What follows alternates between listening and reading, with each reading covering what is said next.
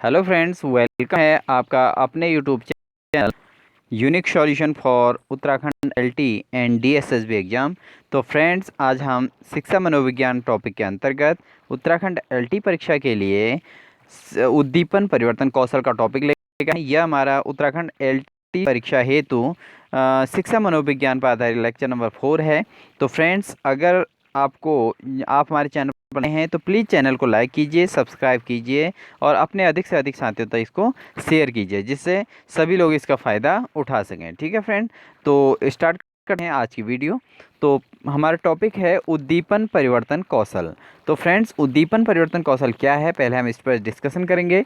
तो सामान्य शिक्षक अपने विद्यार्थियों से कोई अपेक्षित अनुक्रिया को प्राप्ति के लिए किसी विशेष उद्दीपन का प्रयोग करता है। तो कोई भी अध्यापक है, अगर वो अपने बच्चों से कुछ चीज़ जो है उनके फीडबैक लेना चाहते हैं तो उसके लिए विशेष उद्दीपन का प्रयोग करते हैं, यानी कि कोई ना कोई अपनी तकनीक का यूज़ करते हैं, किसी प्रकार की तकनीक का यूज करते हैं। जैसे प्रश्न शामपट की ओर इशारा करना, चित्र और वस्तु दिखाना। तो ये क्या है, ये सब उद्दीपन है। ठीक है ना। तो उद्दीपन का मतलब होता है कि अपने तरफ से प्रयास किया जा रहा है, किस तरीके हैं ये आदि इसी तरह के उद्दीपन हैं जिनकी सहायता से शिक्षक विद्यार्थियों का ध्यान अपनी ओर आकर्षित और केंद्रित करने का प्रयास करता है। ठीक है ना। तो ये करते हैं। तो एक अध्यापक क्या करते हैं, एक अध्यापक एक उद्दीपन का प्रयोग करते हैं और जिस शिक्षक जो है विद्यार्थियों का या अध्यापक विद्यार्थियों का ध्यान अपनी सहायता से, यानी जिस हेल्प से वो कर रहे हैं उसकी हेल्प लेकर जिस उद्दीपक का प्रयोग करते हैं उसकी हेल्प से विद्यार्थियों का ध्यान अपनी ओर आकर्षित करते हैं और उसको अपनी ओर प्रयास करते हैं, जिससे बच्चा कोई भी चीज़ को बहुत आसानी से सीख लेता है। ठीक है। जैसे कहानी कथन विधि या कथात्मक विधि। तो उद्दीपन परिवर्तन कौशल से अभिप्राय उस शिक्षण तकनीक और कौशल से है जिसके द्वारा एक अध्यापक अपने विद्यार्थियों का ध्यान कक्षा की गतिविधियों की ओर आकर्षित करता है। ठीक है ना। तो ये तरीके हैं, मतलब प्रकार का तरीका हो जिससे अध्यापक विद्यार्थियों का ध्यान अपनी ओर आकर्षित, अपनी गतिविधियों यानी कि क्लास में जो चीज़ पढ़ाई जा रही है उसकी ओर आकर्षित कर रहे हों, तो उसको कहते हैं उद्दीपन। उद्दीपक उनको कहा जाता है। ठीक है। अध्यापक ध्यान केंद्रित करने हेतु उपयोग में लाए जाने वाले विभिन्न उद्दीपनों के प्रयोग से अपेक्षित परिवर्तन लाने में अधिक से अधिक सफल हो जाते हैं। तो किसी भी उद्दीपक का प्रयोग करके वो क्या कर देते हैं, उद्दीपक का प्रयोग करके क्या हो जाता है, वो जैसा परिवर्तन चाहते हैं बच्चों में, जिस प्रकार का बच्चों का ध्यान अपनी ओर आकर्षित करना चाहते हैं वो करने में वो सफल हो जाते हैं। तो इसलिए उद्दीपक का प्रयोग किया जाता है। ठीक है फ्रेंड। तो ये है उद्दीपन क्या है या उद्दीपक कौशल क्या है। ठीक है। तो नेक्स्ट हम बढ़ते हैं आगे। अब उद्दीपक परिवर्तन कौशल के घटक के तत्व क्या क्या हैं। ठीक है। तो उद्दीपक परिवर्तन जो कौशल होता है वो उसके घटक क्या क्या हो सकते हैं। जैसे सबसे पहला घटक है इसका संचालन। ठीक है। तो उद्दीपन परिवर्तन के जो कौशल हैं वो उसके पहला घटक जो है संचालन है। कक्षा में पढ़ाते समय एक अध्यापक को कभी भी एक जगह या एक स्थिति में रहकर नहीं पढ़ाना चाहिए। तो फ्रेंड्स, आप लोग जानते हैं क्योंकि बीएड की जो क्लास आपने भी की है उस क्लास के अंतर्गत ये कहा जाता है कि जब अध्यापक क्लास पढ़ा रहे हों तो उन्हें क्या करना चाहिए, कक्षा में उनको क्या करना चाहिए, मूवमेंट करते रहना चाहिए। ऐसा नहीं कि एक जगह बैठ जाएं और वहाँ पर से बोलते रहें और बच्चा सीख लेगा, ऐसा पॉसिबल नहीं होता। यानी कि एक अध्यापक अपनी एक्टिविटी के बच्चे को बहुत कुछ करा सकते हैं। ठीक है ना। उसे तो अध्यापक को क्या करना चाहिए, उसे इधर आवश्यकता अनुसार इधर उधर चलकर हाथ पैर हिलाकर खड़े होने की स्थिति में परिवर्तन लाकर अपने शारीरिक संचालन में पर्याप्त विविधता लाने का प्रयत्न करना चाहिए। ठीक है ना। तो इस तरीके से कहीं ना कहीं अपने शारीरिक संचालन करना है, क्लास के अंदर कहीं ना कहीं इधर उधर मूवमेंट करना है, चलना है, फिरना है और बच्चे को बातें कहते रहनी है। तो ऐसे में क्या होगा, बच्चा बहुत आसानी से किसी भी चीज़ को सुनता है और अध्यापक के डर से कहें या अध्यापक की एक्टिविटी से कहें या अध्यापक का जो अपने द्वारा जो हाव भाव हैं उनके द्वारा बच्चा बहुत कुछ सीखता है। तो ये उद्दीपन परिवर्तन इसी को कहा जाता है। ठीक है फ्रेंड।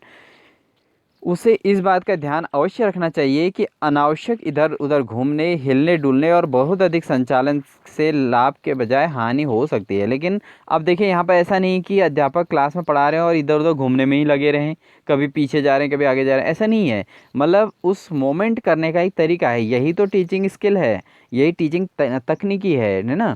तो एक अध्यापक को पढ़ाते समय क्या होना चाहिए, एक अपने एक नियंत्रण में रहते हुए क्लास के अंदर मोमेंट करते रहना चाहिए। ऐसा नहीं कि कभी पीछे जा रहे हैं कभी आगे, ऐसा मोमेंट नहीं करना है, ठीक है। अध्यापक की ऐसी गतिविधियां हास्य व ध्यान भंग करने का कारण बन जाती हैं, ठीक है।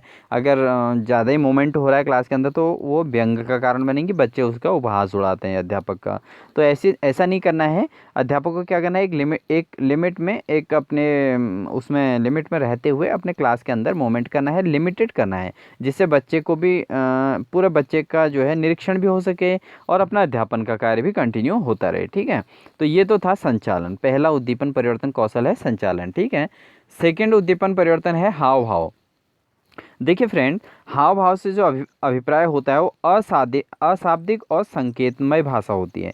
हाव भाव का मतलब जब कोई बात कहनी हो और हम उसको संकेत में कह दें, इशारे में कह दें, तो उसको कहते हैं हाव भाव, ठीक है फ्रेंड। हाव भाव से का मतलब हुआ कि इशारे में बात करना, ठीक है।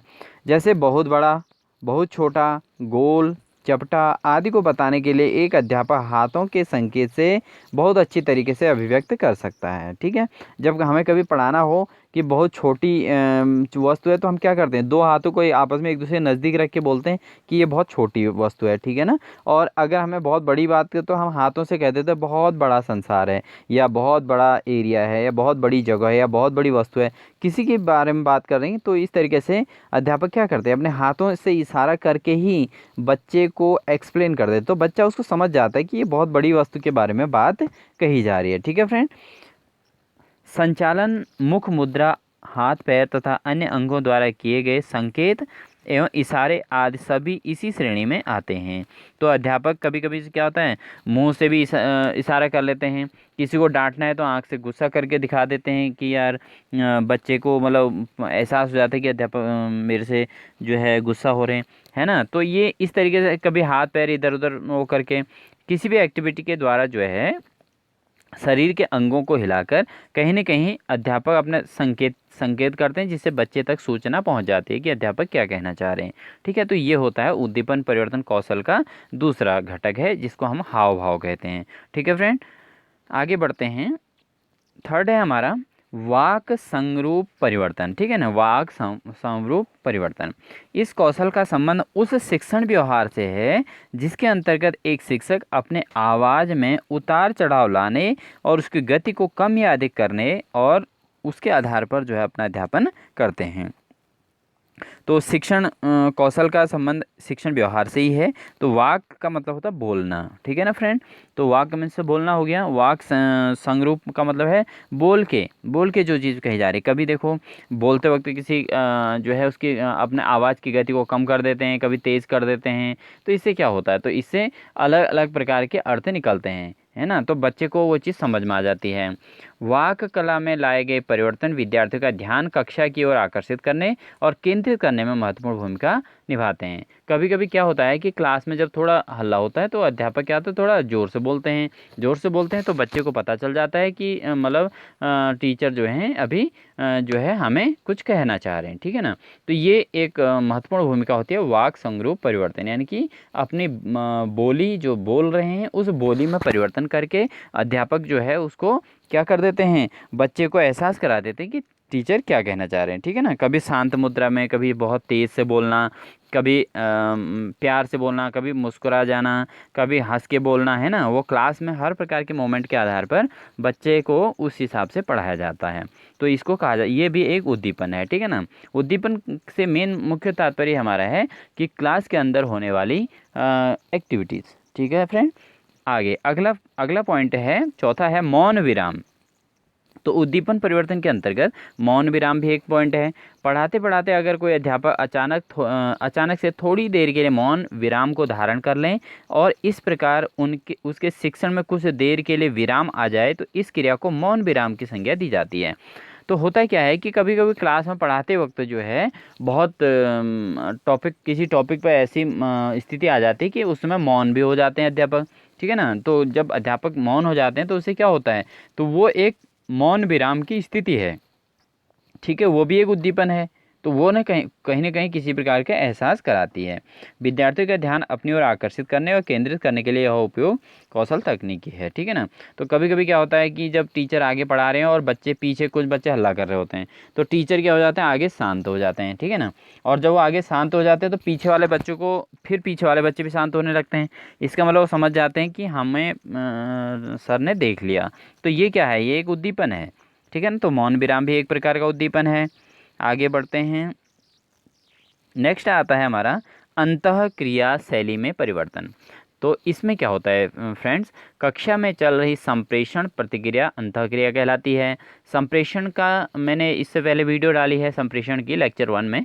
तो उसमें संप्रेषण का क्या मतलब है, संप्रेषण का मतलब होता है सूचनाओं का आदान प्रदान, ठीक है फ्रेंड।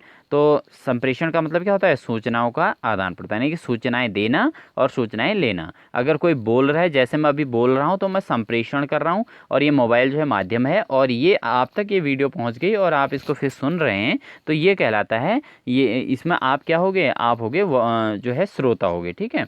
तो ये संप्रेषण की प्रक्रिया हुई, है ना। तो मैं बोल रहा हूँ और कम्युनिकेशन बीच में जो है माध्यम क्या है, मोबाइल फ़ोन है, नेटवर्किंग है, और उसके बाद आप क्या हैं, इसमें श्रोता हैं, ठीक। तो ये संप्रेषण है।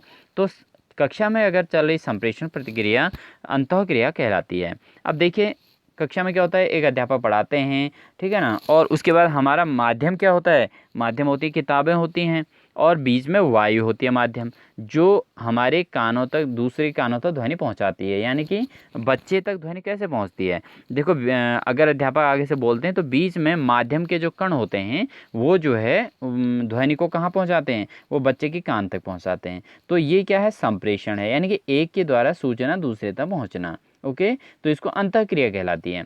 अतः अंततः क्रिया के मुख्य 3 रूप और शैलियाँ देखने को मिलती हैं।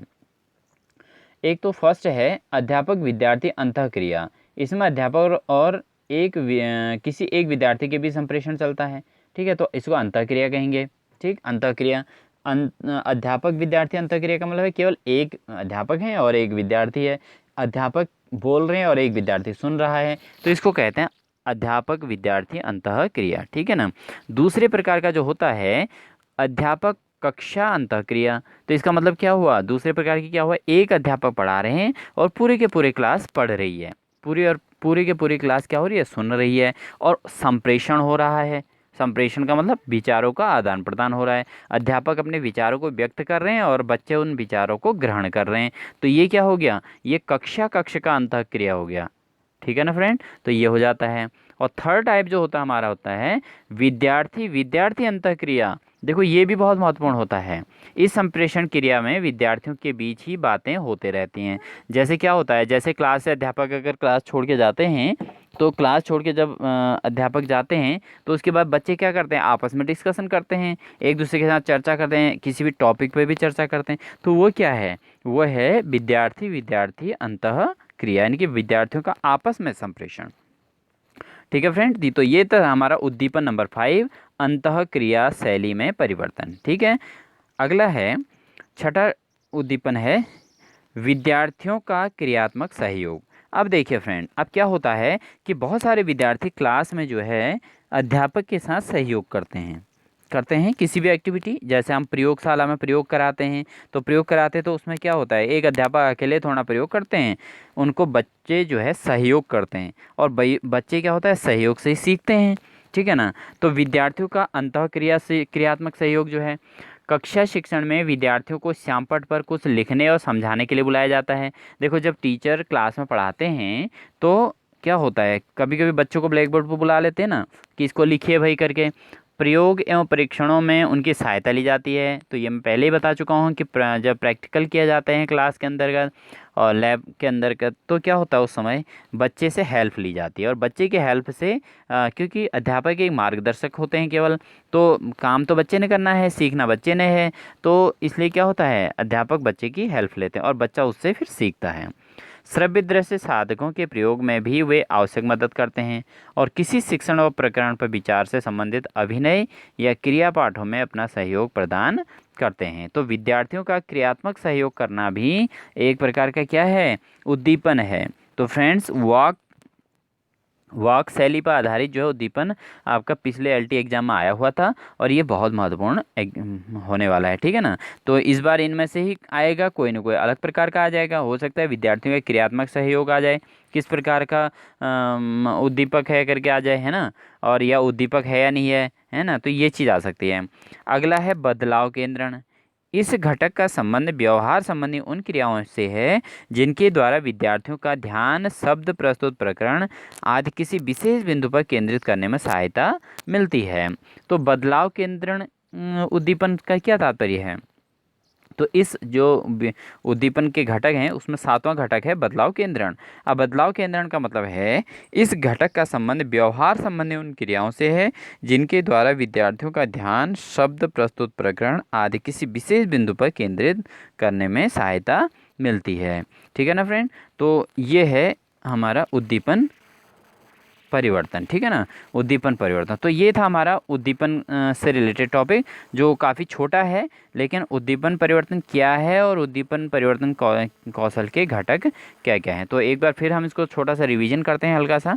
तो उद्दीपन परिवर्तन आप समझ गए होंगे, शिक्षक के द्वारा जो क्लास के अंदर जो भी एक्टिविटी की जाती हैं, जिस तरीके से बच्चों को समझाने में या अपने जिस तकनीकी का प्रयोग किया जाता है उसको उद्दीपन कहते हैं। अब कभी कभी जो है अध्यापक जो है कितने अध्यापक ऐसे होते हैं जो क्लास में बड़ी मजाक मजाक में पढ़ा लेते हैं, है ना, हंसते खेलते। कुछ अध्यापक क्या होते हैं वो जो है अपना शांत मुद्रा में पढ़ाते हैं, और कुछ अध्यापक जो है गुस्सैल मुद्रा में पढ़ाते हैं। तो सब अध्यापकों को अलग अलग टेक्निक होती है, तो क्या है उनका उनका अपना उद्दीपन है, ठीक है ना। उसके अलावा जो उद्दीपन के घटक हैं, उद्दीपन के घटक में संचालन है कि किस तरीके से कक्षा में अपना मूवमेंट करना, अपना गति करना, हाथ पैरों को चलाना, इधर उधर कक्षा में हर बच्चे के आसपास घूमना, है ना, तो ये संचालन है। हाव भाव का मतलब क्या हुआ? दूसरा प्रकार का उद्दीपन क्या है? हाव भाव। जैसे किसी भी चीज़ को बताने के लिए, जैसे उन्होंने कहा कि पृथ्वी बहुत बड़ी है। अब पृथ्वी बहुत बड़ी है का मतलब ये थोड़ा कि इतनी बड़ी पृथ्वी को उठा के ले आएंगे, इसका मतलब ये नहीं हुआ। पृथ्वी बहुत बड़ी है का मतलब है उन्होंने हाथ के इशारों से बता दिया कि पृथ्वी बहुत बड़ी है, या ऐसे करके अपने हाथों को हिलाकर वो बता सकते हैं, ठीक है ना फ्रेंड। थर्ड टाइप का जो है वाक स्वरूप परिवर्तन।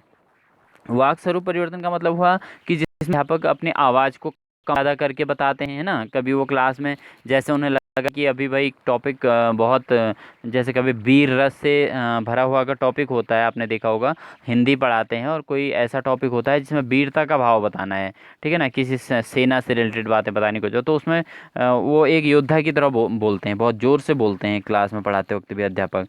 तो ये क्या है? ये वाक स्वरूप परिवर्तन है ना। मौन विराम। मौन विराम का मतलब अब कहीं पर अगर दुख की बातें पढ़ाई जा रही हैं, है ना, तो ऐसी स्थिति में क्या करेंगे अध्यापक? थोड़ा अपनी वाणी को जो है ऐसा शांत मुद्रा में पढ़ाते हैं कि जिससे बच्चे को महसूस हो कि यार कोई मतलब दुखद बात पर चर्चा हो रही है करके। इसके अलावा अंतःक्रिया शैली में परिवर्तन। उसमें क्या होता है कि उसमें अंतःक्रिया शैली में परिवर्तन का क्या मतलब हुआ कि इसके अंतर्गत एक तो अध्यापक और विद्यार्थी के बीच अंतःक्रिया होती है, एक अध्यापक और एक विद्यार्थी के बीच अंतःक्रिया। उसके अलावा अध्यापक कक्षा अंतःक्रिया का मतलब हुआ कि इसमें अध्यापक के बीच और पूरी कक्षा के बीच, ठीक है ना, अध्यापक क्रिया अंतःक्रिया। उसके अलावा विद्यार्थी विद्यार्थी अंतःक्रिया। तो विद्यार्थी विद्यार्थी अंतःक्रिया का मतलब है जिसमें बच्चों का आपस में बातें होती हैं, संप्रेषण होता है। संप्रेषण का मतलब मैंने आपको पहले भी एक्सप्लेन किया कि संप्रेषण का मतलब होता है विचारों का आदान प्रदान, इसको इंग्लिश में कम्युनिकेशन कहते हैं, ठीक है ना फ्रेंड। अगला है हमारा विद्यार्थियों का क्रियात्मक सहयोग। तो ये भी उद्दीपन के अंतर्गत आता है, उद्दीपन परिवर्तन कौशल के अंतर्गत। तो इसमें क्या है कि बच्चे प्रयोगशाला या किसी परीक्षण के दौरान बच्चे जो है हेल्प करते हैं और अध्यापक उनका मार्गदर्शन करते हैं और काम बच्चे करते हैं। तो ये क्या है? विद्यार्थियों का क्रियात्मक सहयोग। उसके अलावा बदलाव केंद्रण, सातवां है बदलाव केंद्रण। तो इस घटक का संबंध किससे है? व्यवहार संबंधी क्रियाओं से है ना, इस जिसके द्वारा विद्यार्थियों का ध्यान जो है शब्द, वस्तु, प्रकरण आदि किसी विशेष बिंदु पर केंद्रित किया जाता है। तो क्या हो जाता है? व्यवहार में परिवर्तन करके अध्यापक अपने व्यवहार में परिवर्तन करके बच्चे का क्या होता है? ध्यान अपनी ओर केंद्रित करते हैं, जिससे बच्चा जो है क्लास में बहुत ध्यान से पढ़ता है, ठीक है ना फ्रेंड। तो ये था फ्रेंड हमारा उद्दीपन परिवर्तन कौशल से संबंधित हमारा टॉपिक, जो बहुत ही महत्वपूर्ण होने वाला है। इस बार की एलटी परीक्षा में इससे क्वेश्चन जरूर आने वाला है। तो फ्रेंड्स ये आप लोग इसको जरूर प्रिपेयर कीजिएगा और अपने अधिक से अधिक साथियों को तक इसको शेयर कीजिएगा और चैनल को लाइक और सब्सक्राइब जरूर कीजिए। तो इन्हीं सभी बातों के साथ फ्रेंड्स आप सभी को आगामी परीक्षाओं के लिए ऑल द बेस्ट।